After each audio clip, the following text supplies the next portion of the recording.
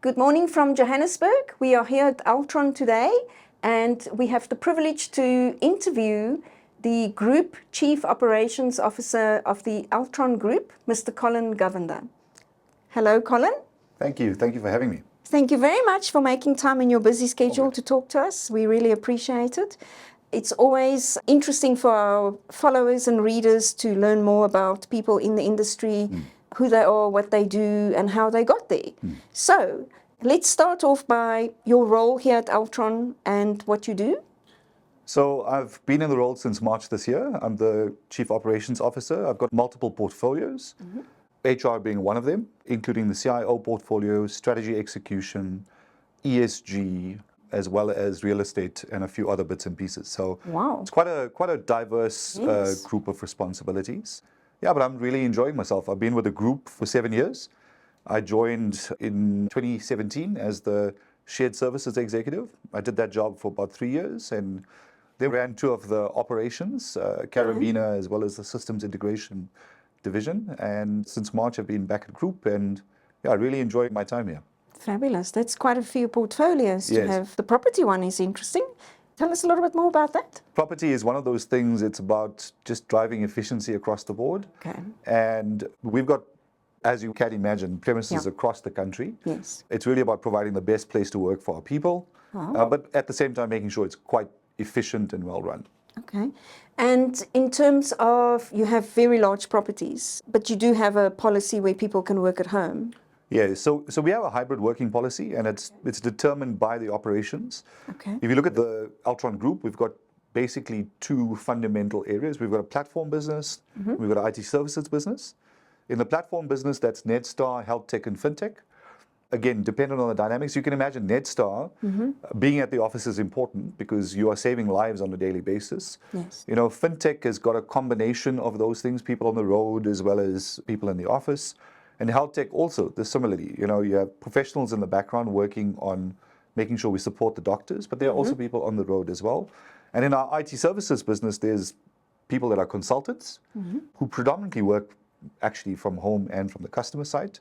And then we have people like in the service desk and kind of field services, which are more kind of office bound across the board. Absolutely. We have met before. Yes, we have. We were both involved in the ICT Academy, which I think a lot of our followers and readers will know about, who is unfortunately no longer in the same format, but you obviously have a very long history involved in the industry and in skills specifically. You told me an interesting story. Tell us how you got into IT as a career. So I did reasonably well in school and I got a bursary for the first year to go to study a BSc Comp Science. I did the first year, but unfortunately the funding ran out. So having a single mom, I had to take a job. So I took a job as a forklift driver and a warehouse laborer.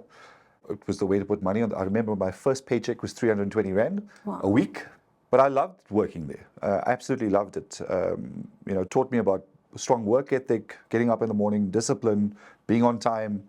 But I loved the time there and it taught me basic things. They started to implement a computer system. I had some background in computers, having done a first year BSc Comp Science and pretty much got involved with that team. But it took somebody who looked at my capability and went, I really want to try and back you. And I got that opportunity from the MD to do that. And I pretty much learned everything, how to build PCs, how to build networks, coding from scratch. And I did a lot of technical certifications during that period. I was a CNE, which is a certified Novell engineer. People don't even know what Novell is these days. I was an AS400 administrator. I was a dual principal CLP, Lotus professional. Those people that don't know what Lotus Notes are today. But that's how I got into IT. And I took over as an IT manager there at that business over a number of years. And then I moved to Johannesburg in 2000, joined a company called T-Systems. So I was there for 17 years. And pretty much did every job, I think, except the CFO's job, which I'm kind of okay with. I'll pass. But I was the HR director there. Although I have a strong IT background, I was the HR director there for 3.5 years. And I was strongly involved in the ICT Academy at that stage. We helped run it at that point in time. So, based on my history and, not having finished my degree, but having technical certifications under my belt, it created the opportunity for me to earn a living for my family. But at the same time, you get taken seriously because you're able to do things with the certifications and the skills that you gain. And so, supporting something like the ICT Academy was quite an important piece of our puzzle as a company. But for me personally, to have people come out of that ICT Academy with a certification they could use, they could be employable, it was something that created a completely different trajectory for people's lives. And they were sought after. Absolutely. I remember in every single graduation ceremony that we used to have the alumni come through, one or two of them come and speak. That's right. I distinctly remember this one particular person from Standard Bank who got a SAP certification and went through the ranks at through the academy, but got employed by Standard Bank and it ended up becoming quite a senior manager there after a number of years. And that's the possibility that you create when corporate South Africa, people get involved and are helping other people gain skills that they can be employed in. And if I take our opportunity and our responsibility as corporate South Africa, we almost have a moral responsibility to drive skills development in the country because that creates the dignity of having a job and at the same time helping this country move forward. Absolutely. So the majority of the individuals that we look after or that we service are those who don't have an opportunity to go to university. So it's something that's very close to my heart because not everybody has that opportunity. So I think your example will be really great for people, and we firmly believe that certifications are much more hands-on and it gets the job. Not that we have anything against degrees, I think they have a place. And in the ICT Academy's case, they had both. But they didn't have an IT qualification. It was a BBA degree. Yeah, it was a BBA degree, yeah. Yes, so it's just about, for some companies, it's just about having the degree. And then on top of that, other things. But it's not necessary. So I want to come back to your HR side. Yeah. Tell me a little bit about skills development at the Altron Group. It's a massive group. It's a large employee base. Yes. What is your methodology here? So maybe let me just do a little bit of background on Altron just for a bit, and then I'll fill the puzzles in. So as I've shared, we've got these two arms, but we're 4,600 people locally. That's great. And for that kind of size of company, you would imagine even if you churn 10% of your employees on a yearly basis, which is kind of well under the benchmark of about 17%, That's right. you still got to build skill and drive skills development across the board. So the group has got a diverse set of businesses and has got different sets of skills required at different points in time. And so you can't take a generic approach to skills development across the board, but there's a core that you can get around. So what we do, and we operate in a very, very high scarce skills environment, right? You take the competitors that we have to deal with. Amazon setting up in South Africa, them employing people, paying in dollars. COVID was an interesting dynamic shift for us from a skills perspective where people were able to remotely work but earn in dollars and pounds and whatever the case may be. So attracting talent is one thing, but at the same time, how do you continue to build skill? Yes. So we've got multiple ways that we attack it. The first one is we do graduate programs, we do internships, and we have a program called Ascent, which we partner with you on particularly. I'll get back to that just now. And then there's normal run-of-the-mill. We sit down with an employee, we work out what the scarce skills are. Let's say data science is a scarce skill, which it is, data analytics, whether it's AI.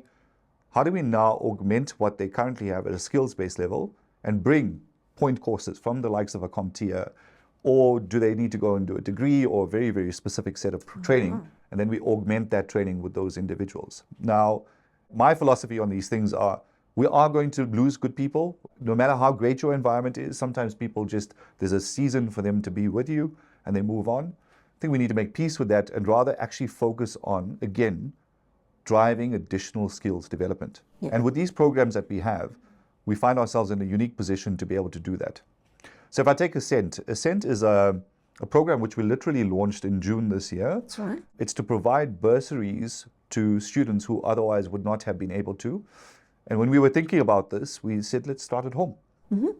Why not start with the kids of our employees? Which is fantastic. I love the idea. I'm it's glad a to say beautiful we thing. were there from the beginning. Yes, you were. And you helped co-create this first piece of the puzzle, right? Because we wanted to do something now. We didn't want to wait for the new academic year to start something. And partnering with CompTIA was exceptional because you were able to help navigate what are the areas that are scarce skills, can match it back to our business, and then at the same time create the opportunity for these 6 incredible young individuals we've been granted an opportunity to do that now and to work with you and build through it. I mean, I listen to Sajida, who runs our L&D competence at head office, and I listen to the work that you guys are doing in conjunction with us. It's incredible because not only are you helping them to navigate the difficulties of just learning, but just augmenting some additional coaching in the background is an incredible way to do that. So we see a strong future of building both from a technical skills perspective, but also we started actually our new intake right now for the new academic year to support degreed individuals as well. But we will always augment it with technical skills and certification. Because the depth of understanding some of these platforms, the technologies, how things work, such a long cycle of continual learning, that is almost the skill that you need to teach everybody, is lifelong learning across the board. I go to a lot of companies and I do our free skills gap assessment. And one of the things that we see a lot is the lack of foundational skills, and that's where CompTIA comes in very well, because no matter where you go in IT, those skills stay with you. It's the same as your first year degree. It's skills that will always stay with you. Nobody can take it away from you. So is that something that you see as well in the industry? Look, I think the paradigm has shifted from an education perspective. Yes. Where the long degree story, while it serves its place, for me, degrees are important, right? It's a discipline thing. It's your ability to have resilience, grit, to see these things through, and to be put under pressure. And so it creates, outside of the competence component, it teaches you how to see something through. Yes. So there's a lot of value in that. However, if you look at how quickly this industry is moving, and just kind of finding yourself in the middle of quite a big storm around artificial intelligence and how things are being driven and learned, finding a way to augment your current learning and to quickly assimilate content is such an important piece of that puzzle. Tell me a little bit more. I think you have touched on it a little bit. How do you attract skills to the company? Is it mostly through your projects and you take those people on, or do you go out and look for talent as well? I think it's all of the above. Look, Altron has, you wouldn't believe this, but Altron is a 60-year-old company. Wow, right? really? So we've been around for a long crazy. time. And it's seen so many different cycles over the years, but it's always been able to reinvent itself. But most people in this country actually don't know Altron. They don't know who we are, what we're about. The fact that more than 40% of the doctors in this country run our platform. So when you go and do a medical aid transaction, that switching that happens in the background, there's a likelihood that we are running with it. Okay. The POS terminals that you have at some of the big retailers. I've seen it at PayPoints. Yeah, yes. you'll see our branding there, Altron. but people don't know that. So, normal day-to-day process, you're able to, we touch people's lives on a daily basis. But the ability to attract talent is not the same story. Yes. So part of what we're trying to do now is to start to tell some of our stories, the impact that we're having in customers, the impact that we have in the communities on a day-to-day basis, but most importantly, the impact that we have on people. So that's the first thing. The second thing is, it is the exciting work that we have. And creating that visibility with people around how we show up and what we're busy with creates that opportunity for that. But the graduate programs that we have are so attractive in the way that it's structured and geared and put together that we almost by word of mouth are starting to create a bit of a movement to say, if you want to go and get your accelerated career done, go to Altron, because they've got it together. Fabulous. And where do you recruit people for the graduate program? Predominantly out of universities, but we've taken a slightly different approach now. Yes, we recruit from the Stellenbosches, the Wits, the Tuks, etc. But you know what's fascinating for me is that the second-tier universities don't get the best opportunities at companies. So there's this book I read by Malcolm Gladwell, where he says, I hate the Ivy League. And the reason for that is all these big universities have got such big endowments that they have, and they attract funding all of the time. It's these second-tier universities that don't get funding, and their students are not as regarded. But if you think about what a student at a second-tier university had to go through to firstly get that opportunity to be there, to be able to be trained, to deal with some of the life circumstances that they have to deal with, the level of grit and resilience and raw courage that sits with those students is incredible. So we've taken a slightly different approach, and so we focus on those second-tier universities. And I promise you, the quality of the talent that comes through is just on a different level. And without being funny about it, you know, the reality is a lot of those students are grateful for the opportunity. They don't come with an entitled view of the world. They are grateful that they're able to put food on the table for their families. And I'm not saying that all students from the big universities are entitled, but it's a very different way of looking at life. And so we want to take a balanced approach as an organization to serve both those underserved communities, but also the primary ones. Great information. I love it, of course, because it's the individuals we look after. I love the fact that you're looking at people that don't normally get those opportunities, because there's a lot of programs that are being run for graduates that come from good universities. And to me, it should be about the individual that doesn't get the opportunity. Yes. So my last question to you is, what advice would you have for young people who want to get into IT as a career? You've given a little bit along the way, but what would you say to young people? What should they do to get into IT? What should they do to get that interview? All of those. I think let's separate the two topics. Yeah. I think let's focus on the IT piece, but then there's the human being piece, right? Yes. From an IT piece, I think having a certification of some sort, whether it's A+, N+, it creates the opportunity for you to put your foot in the door. Yes. It's not you arriving there without any view, oh, I love IT, I want to get into IT. No, no, no, no. Exactly. Why are you interested in it? So understand the drivers behind IT and pick the areas that you should be involved with. So if you look at scarce skills currently in the country, data science, data and AI, application development, augmenting your current capability, being able to use some of these large language models to be able to do what you do. That's going to be an interesting skill to have going forward. Not necessarily understanding the detail of every single line of code, but how do you do prompts? How do you ensure that you use these engines to be able to do that? And create, even if you don't get paid, go and do some volunteer work at some companies so you can start to get some work experience through this. And that creates the credibility on your CV to be able to get into the IT industry across the board.